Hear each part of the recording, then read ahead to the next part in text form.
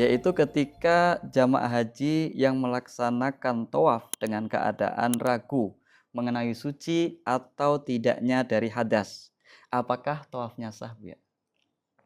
Bismillah, alhamdulillah, wassalatu wassalamu ala rasulillah Habibina Sayyidina Muhammad ibn Abdillah wa ala alihi wa ashabihi wa mawalah amma ba'd. Bagi orang yang tawaf dalam keadaan ragu tentang kesuciannya, yang harus diketahui terlebih dahulu bahwasanya bersuci dalam tawaf adalah syarat sahnya tawaf. Yang tidak bersuci, tawafnya tidak sah. Kemudian ada orang yang punya keraguan. Ragu ini ragu apa? Ragu berwudu atau ragu batal? Ini berbeda. Mohon maaf, ini bedakan dua hal. Jika dia ragu berwudu, maksudnya dia ingat batalnya, tapi nggak tahu saya wudu di mana, berarti nggak sah tawafnya. Tapi kalau dia ingat wudunya, cuman tadi itu batal atau belum, ini berbeda. Karena yakin dia wudu, kemudian setelah itu ragu, nih kayak batal atau belum tadi, batal belum, maka tawafnya dianggap sah dengan catatan sampai kapanpun dia tidak menjadi berubah, yakin bahwasanya dia telah batal wudu.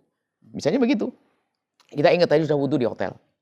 Setelah wudu di hotel kemudian tawaf. Tak taunya, aduh tadi kayak batal belum. Atau saking lamanya baca Quran kemudian saking, atau ketemu temu kawan dan sebagainya. Kemudian mau tawaf dan ragu-ragu. Nggak usah ragu. Kenapa? Anda yakin wudu. Masalah yang membatalkannya masih nggak jelas. Berarti yakin wudumu tidak boleh dikalahkan oleh keraguanmu untuk hadas. Tapi ada orang ingat, saya sudah hadas, sudah batal wudu. Cuman tadi di mana ya wudu saya? Lah ini berarti nggak sah dong. Nah, makanya kalau ingin bertawaf harus yakin bahwasanya kita ingat wudu kita. Sadar wudu kita. Baru setelah itu kita bertawaf. Nah, harus seperti itu caranya. Kalau misalkan Bu ya, dia yakin dua-duanya Bu ya, tapi mana yang lebih dulu? Apakah wudu atau hadas? Nah, kalau sudah nanti, kalau dia yakin dua-duanya, dia yakin wudu, yakin hadas, ya kan? Sebelum yakinnya, kita kan yakin wudu, yakin hadas, tentu ada kronologinya. Berarti yang diambil oleh dia adalah mana yang paling diyakini terakhir, ya, yang diyakini. Nah, misalnya, saya wudu misalnya harus dong, nggak mungkin nanti. Saya wudu misalnya di hotel. Kemudian setelah itu di perjalanan ngobrol, kayaknya saya batal. Kan itu? Berarti yakin wudunya. Atau yakin batalnya. Nah, kalau sudah yakin batal, yakin wudu dua-duanya, maka dikembalikan di sini kalau pakai sebelum jadi di antara wudu sama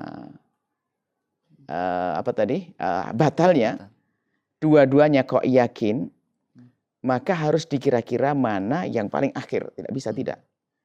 Kalau ternyata dua-duanya yakin, saya yakin wudu, saya yakin batal, cuman waktunya itu yang saya tidak tahu. Maka dikembalikan kepada waktu sebelum. Pokoknya gini, sebelum itu apa?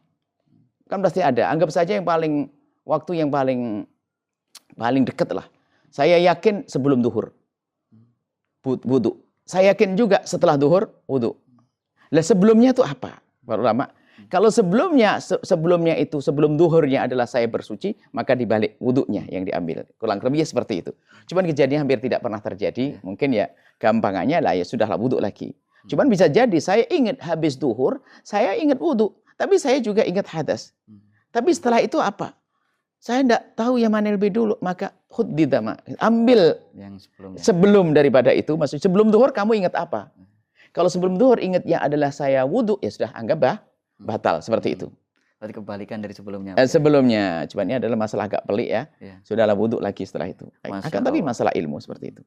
Baik, hanya mungkin yang perlu diperhatikan, masalah ini lebih penting dari itu. Apakah betul itu membatalkan wudu disepakati oleh para a'imah atau tidak? Gitu loh. Jangan sampai sudah tawaf, tak taunya orang tua, sepuh, tiba-tiba langsung dianggap batal, padahal sesuatu yang khilaf di antara a'imah, seperti bersentuhan lagi dengan perempuan dan sebagainya. Itu kan masih ada peluang. Atau kemarin ada yang bertanya tentang adanya najis. Dilihat dulu najisnya seperti apa. Selagi tidak disepakati oleh para a'imah, maka berilah kemudahan bagi orang tersebut. Sahabat Al-Bahjah TV, setelah menyaksikan video ini, jangan lupa bersolawat kepada baginda Nabi Muhammad. Shollu ala Nabi Muhammad.